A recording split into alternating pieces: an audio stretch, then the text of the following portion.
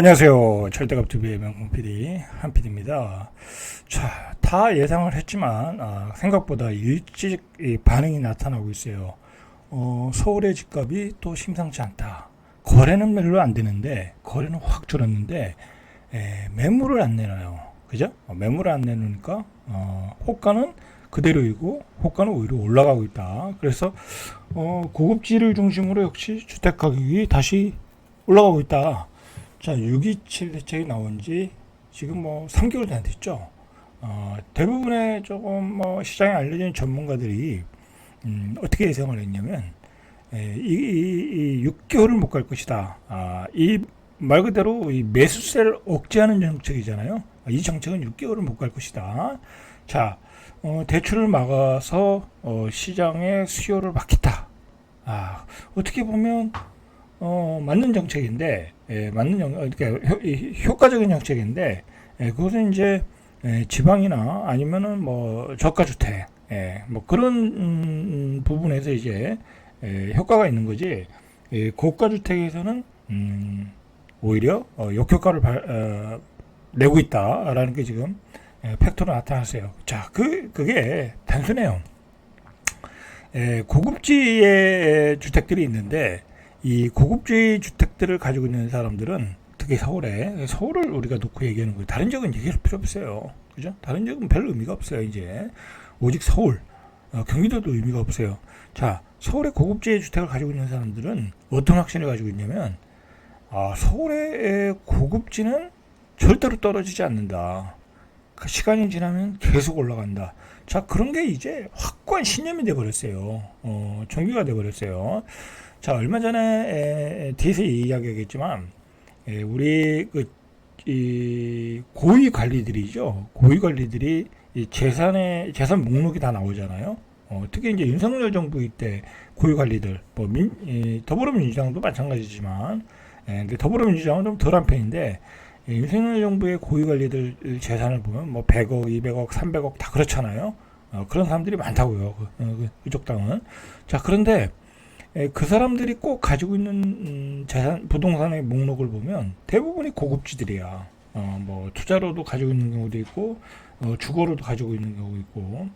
자, 그러니까 어떻게 보면 그런 지역의 가격이 떨어지질 않는 거야. 아니 뭐 대한민국의 고위 관리들이 다 가지고 있는데, 그죠? 저 아파트 가격이 떨어지겠냐 이거야. 안 떨어진다. 자, 그런 영향을 받는 거죠. 그런 심리적인 뭐랄까요, 이펙트가 있어서 일반 그러니까 그 고급지의 주택을 가지고 있는 사람들은 매물을 안 내놓고 고급지에 들어가려고 하는 사람들은 어떻게든 들어가려고 그러고 나머지 부동산 다 처분하는 거야. 뭐 금융자산 다 처분하고 이제 대출 안 나와? 그러면 이제 주식 팔아. 아니면 시골에 땅 팔아. 시골에 아버지 땅 팔아. 자, 그렇게 해가지고 다 모아가지고 다시 고급지로 들어오더라. 그죠? 자, 결론적으로 여러분들 뭐 이런 정책을 이재명 정부가 예상을 못했겠습니까? 예상했어요. 그들도 6개월은 못 간다는 것을 예상을 했고, 그리고 이미 이제 집값이 다시 급등을 한다. 서울의 집값이 다시 급등한다라고 생각을 하면 앞으로 무제한 대책을 내보내겠다라고 이미 그 고위 관료들 그쪽에 정책을 담당하시는 분들이 얘기했어요. 그래서 세금 폭탄을 때리겠다. 이제 그 얘기가 나오고 있는 거예요. 세금 폭탄은 가격을 억제할 수 있는 기능이 있죠. 그거는 왜냐면 수요를 또 억제할 수도 있고요. 돈은 있어. 30억은 있어. 30억은 있어서 반포 아파트 살 수 있어. 그러나 매년 가지고 있는데 한 세금이 5천만 원 나와. 그건 쉽지 않거든요. 매수자 입장에서 쉽지 않고요. 가지고 있는 사람 입장에서도 쉽지가 않아. 그냥 나는 연금 받아 생활하는 사람이고 옛날부터 반포에 있는 아파트를 가지고 있는 사람인데 그 매년 5천만 원 때리면 쉽지 않아. 그거는 이미 문재인 정부에서 효과를 발휘했어요. 그러면서 윤석열 정부 때 그거를 경감을 시켰던 거죠. 그래서 결국은 보유세를 때릴 수밖에 없다.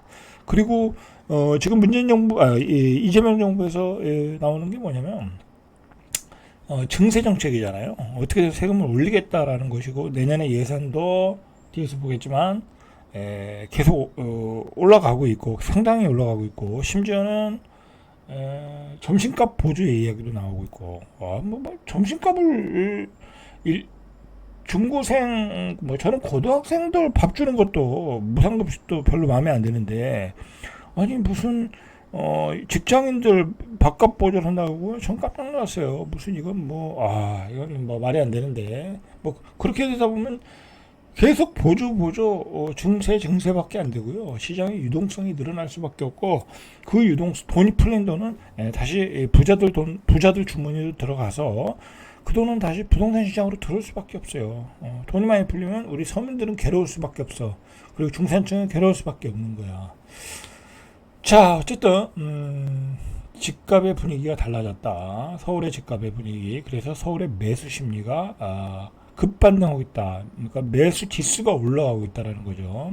자, 실제로 627 대책 시행 2달 만에 매수 우위 지수가 9주 만에 급반등했다. 급반등. 그냥 반등이 아니야. 급반등. 이제 다시 집값이 올라가겠네. 대출 규제로 전체적으로 좀 집값이 소강 상태였거든요. 이 지방은 잘 거래가 안 돼요. 당연하죠. 이재명 정부의 정책이 또 세금 정책이다 보니까 지방에 굳이 집을 사야 되겠냐, 비싸게 집을 사겠냐 해서 거래가 좀 안 됐어요. 지방은. 자, 그런데 서울이 먼저 급반등을 한 거야. 그래서 30일 KB국민은행 주간 아파트 시장 동향을 보니까 서울 아파트 매매 가격이 0.14. 0.14면 여러분 이건 급등한 거야. 매매 지수가 0.14. 전주 0.11보다 오름폭이 확대됐다. 엄청나게 폭등. 저는 폭등이라고 보고 있거든요. 자, 어느 것이 폭등했냐? 자, 송파는 0.28. 송파는 엄청 올랐는데 계속 오르고 있어요. 용산 0.27. 다 이게 좋은 지역이죠. 요즘 이제 뜨는 지역들이잖아요. 자, 중구 0.21, 영등포 0.20, 강남구 0.10. 전국 아파트 매매 가격도 상승하고 있다. 여러분, 서울은 많이 오르고 전국 아파트 가격이 오른다는 얘기는요. 이 돈의 가치가 떨어지고 있다는 거야. 실제로 자꾸 원자재가가 올라가고 분양가는 올라가고, 그리고 그러다 보니까 야 이거 내가 부동산을 좀 사야 되는 거 아니냐. 돈을 가지고 있으면 완전히 더 거지 되겠다 그렇게 생각을 하는 거야. 그래서 지방도요, 그냥 분양가가 올라가다 보니까, 분양가가 예를 들어 작년에는 5억이었는데, 올해 6억대. 그러니까 사람들이, 안 되겠다. 준신축, 아니면 신축급 아파트 5억이나 5억 5천에 사버리는 거야. 그런 현상이 지방에서도 지금 이미 벌어지고 있다. 그죠? 대구 같은 데서도 B급 지역, 그죠? A급 지역이 아니라 B급 지역에서도 예전에 미분양되고 마피 붙었던 것들이 오히려 프리미엄이 붙고 있다. 라는 얘기를 제가 들었어요. 투자자한테 실제로 확인했고 프리미엄이 붙었다. 왜냐하면 분양가가 자꾸 올라오니까 이제 그 가격에 B급 지역에서 예를 들어 옛날에 6억이었는데 대구 같은 데서도 6억이었는데 이제 그 가격에 분양을 못해. 7억 해야 되는 거야. 그러면 이제 6억 5천까지는 올라올 수 있는 여지가 있겠죠. 그죠? 왜냐면 A급 지방이라고 해도 A급 지역, B급 지역은 수요가 있으니까. 자, 그리고 자꾸 이 서울 수도권에 이렇게 가격이 급반등하는 이유는요. 제가 누누이 강조했지만 우리나라의 고질적인 문제잖아요. 서울 수도권의 집중화. 자, 문재인 정부 노무현 문재인 정부에는 이제 그다음에 이제 윤석열 정부가 들었으면서 이제 그게 다 깨졌고 이미 문재인 정부에서는 그 사람들의 그 최대의 어떤 정치적인 뭐랄까요? 어떤 프로세스, 그죠? 자기들의 어떤 국토 계획은 뭐였냐면 지역균형 발전이었어. 근데 여러분들 시대가 지금 지역균형 발전을 할 수 있는 토대가 안 되잖아요. 그죠? 이제 대세가 기울었잖아요. 이제 지방 산업은 다 죽어가고 젊은이들은 서울로 다 올라가고 그 속도와 양이 엄청나잖아요. 서울로 올라가는 이건 지방에서 할 게 없는 거야. 그런데다가 지방은 지금 더 위기야. 제조업이 붕괴되고 있잖아요. 그죠? 석유화학, 철강, 그죠? 그 다음에 뭐, 기타 제조업, 뭐, 2차 전지도 시들시들하고, 이제 바이오도 막 송도로 가고, 경기도로 가고, 2차 산업, 제조업이 붕괴되니까 지방의 이 지역균형 발전을 위한 토대가 아무것도 없어. 아무것도 없어. 그러니까 이재명 정부에서 고작 꺼낸 게 부산의 해양도시 만들겠다. 아니, 부산의 해양도시 만들어가지고, 한 20년 동안 환상만 주겠죠. 아니 뭔 의미가 있어요? 해양도시가 뭐 은행이 내려가고 기업이 내려가고 그래야 해양도시 되는 거지. 뚫리지도 않을 북극 해양로를 가지고 해양도시를 만들고 뭐 미리 부서만 내려보내겠다고만 하고 있고 그냥 꿈만 주는 거야. 그리고 지역균형 발전에 대한 어떤 이재명 정부의 로드맵이 하나도 안 나오고 있어. 하나도 안 나오고 있어. 고장 나온 게 뭐냐? 세종 행정도시의 국가상징구역에 국제 설계 공모를 하겠다. 그게 하나야. 그건 옛날에 다 정해져 있던 거고요. 그것도 빨리 했어야 되는데 지금 하고 있잖아요. 그거 언제 나온 얘기예요? 그게 언제 나온 얘기냐고. 하도 요즘 대세충, 대전, 세종, 충남의 민심이 별로 안 좋거든요. 이 행정수도 이전에 대한 어떤 배신감을 느끼기 때문에 안 좋단 말이에요. 그러니까 그나마 그거라도 빨리 해서 민심을 잠재우려고 그러는 것 뿐이에요. 근데 그런 식으로 해가지고는 지역균형 발전이 전혀 안 이루어진다. 안 이루어진다. 뭐가 되는 일이 하나도 없다. 그러니까 이제 이 방기하고 있는 것 같아요. 그러다 보니까 젊은이들이 서울 수도권으로 더 올라가고 서울 수도권 집값은 올라가고 그저께 서울대 도시 뭐 계획 그런 거 연구하시는 교수님이 쓴 글이 있는데 나중에 제가 한번 발췌해서 한번 말씀드리려고 하는데 그분이 하는 얘기가 뭐냐면 서울도 집값이 계속 평균 집값이 지금 14억이잖아요. 자 그렇게 올라가다가는 서울도 이 기업들과 인구가 이탈할 수 있다라는 거야. 너무 집값이 올라가면 거기도 그 사람들밖에 살 수가 없는 기업들이 살 수가 없는 거야. 왜? 아니 내가 20대 30대를 고용해야 되는데 전세 가격이 지금 5억인데 10억이야. 그러면 기업들은 10억에 살 수 있는 이자를 급여를 줘야 되는데 그게 안 되잖아요. 그죠? 그래서 서울도 자칫하면 붕괴가 될 수 있다라는 얘기를 하는 거예요. 근데 이미 그렇게 되고 있어요. 이미 서울의 집값이 너무 오르고 그러니까 기업들이 그리고 사람들이 다 어디로 가요? 경기도로 빠져나가잖아. 그죠? 이미 경기도로 다 빠져나갔잖아요. 서울은 살 수 없는 지역이 되고 있어요. 이미. 그죠? 그러니까 지금 정부 입장에서는 서울 경기도만 잘 키우면 된다. 지역까지는 우리가 모르겠다. 뭐 그런 분위기로 지금 가는 게 아닌가. 실제로 대책도 없고 그렇다는 거죠. 큰 대한민국의 문제가 되고 있어요. 일단 그 결정적인 건 결혼 안 한다. 젊은이들이 아이를 안 낳는다. 자 그러니까 군대 갈 아이가 없다. 나라가 있는데 국가를 지킬 군인이 없다고 하면 그건 뭔 의미가 있어요. 그죠? 이미 이 인구 소멸로 17개 사단이 없어졌다. 자, 이 책임을 우리가 물어야 돼요. 정치인들한테. 예? 이거 압박을 해야 되는데 전혀 압박을 안 하더라. 왜? 다 서울 수도권에 살고 있으니까 우리만 잘 살면 돼. 우리만 잘 살면 되는 게 아니라요. 서울 수도권에 있는 사람만 잘 살면 되는 게 아니라 서울 수도권에 있는 사람들이 결혼을 안 한다는 게 문제야. 아이를 안 낳는다는 게 문제고 집값 급등에 허덕인다는 게 문제야. 자 이제 서울만 집값이 올라갔나요? 과천도 올라가고요. 그 다음에 사실 뭐 분당이 저렇게까지 올라갈 거리가 없는데 분당도 엄청나게 올라가고요. 그리고 수원도 이제 살라고 하면 10억이 넘어. 그렇게 됐다 이거예요. 자, 얘기를 조금만 더 나가죠. 할 얘기 많은데. 자, 수도권도 0.05% 올랐고요. 이제 수도권도 조금씩 오르고 있어요. 경기도 0.02, 인천도 오르고 있어요. 자, 반면에 5대 광역시는 빠지고 있어. 빠지고 있어. 왜? 매수 심리가 살아나질 않아. 5대 광역시는. 살 사람이 없어, 집을. 살 사람이 없어. 울산만 올랐다고 그래요. 울산은 좀 공급이 모자라는지 직장이 많아서 그런지 좀 올랐어요. 자, 살 사람이 없어요. 세종도 보면은 저희가 이제 세종도 보면 25평은 거래가 잘 돼. 왜냐면 싸니까. 그리고 수요가 많으니까. 그죠? 그러나 8억, 9억 가면 거래가 안 돼. 자, 문제는 전세 시장도 오르겠죠. 전세 시장도 문제는 왜? 매매를 안 하니까. 그리고 요즘은 전세를 월세로 바꾸고 있어요. 그러니까 전세가 물건이 귀해.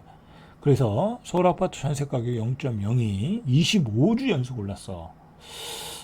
큰일이에요. 서울은 정말 큰일이야. 그런데다가 서울의 공급 물량은 3, 4년 전에 비해서 반토막이 났어. 공급이 안 돼요. 공급이 안 돼. 자, 수도권은 전세 가격이 더 올랐어요. 전북이 0.02, 수도권이 0.04, 서울은 0.06. 서울이 제일 많이 올랐네요. 그죠? 29주 연속 상승.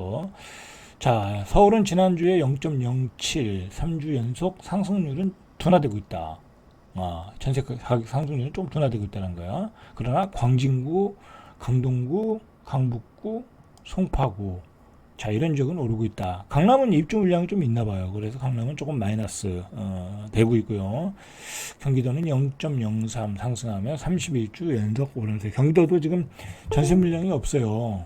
공급 물량이 없으니까. 그러면서 서울에 지금 어떤 지역들이 신고가가 나오고 있냐면 바로 여기에요. 성동구, 마포구 줄줄이 신고가를 내고 있다. 8월 넷째 주 특히 요즘 뭐 성동구는 핫하잖아요. 상승폭이 0.19, 강남구가 0.09보다, 서초구 0.13보다 높다.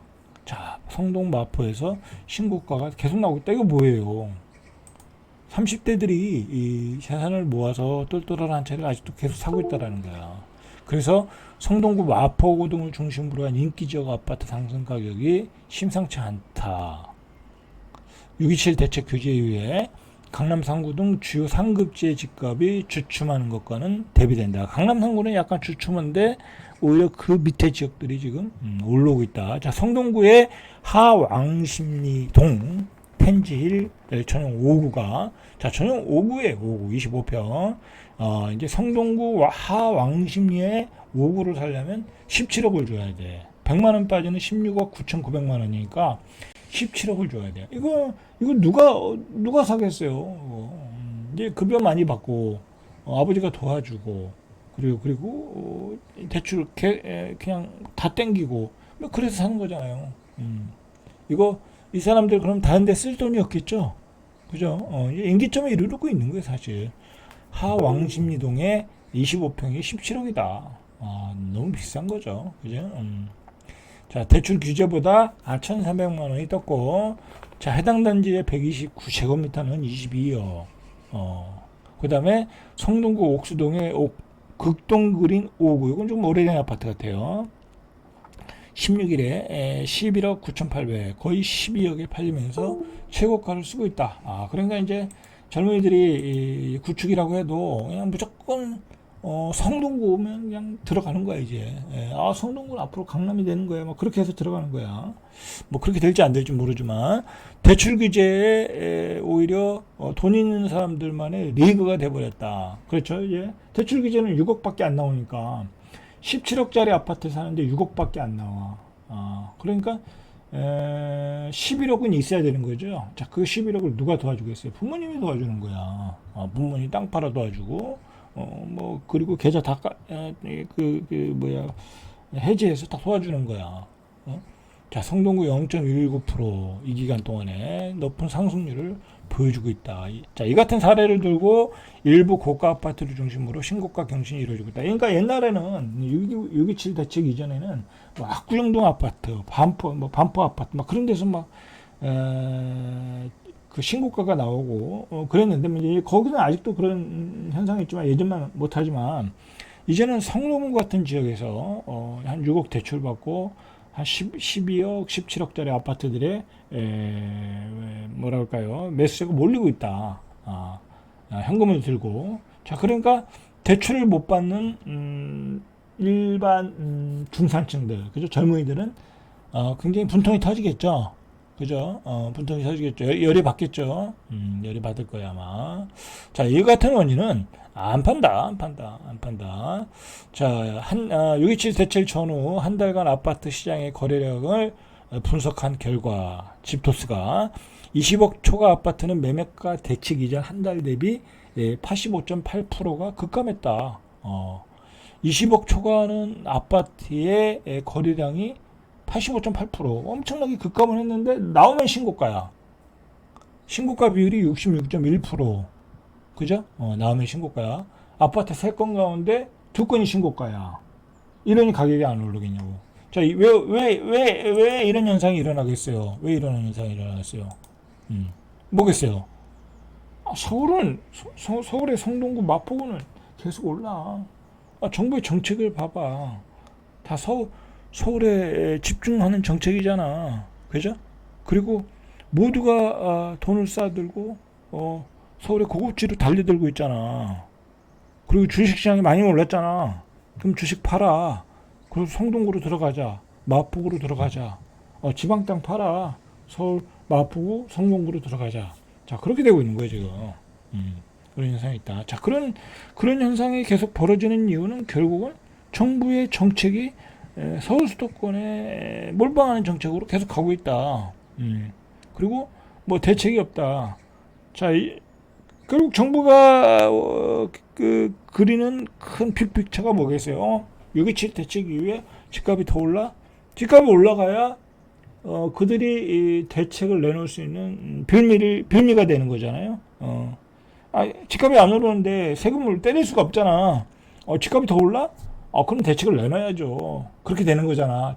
이제 신문에서 압박을 하겠죠. 야, 집값도 오른다. 신고가다 하면 정부 뭐하냐 하면 대책. 이건 보유세 때리자. 그렇게 나오는 거예요.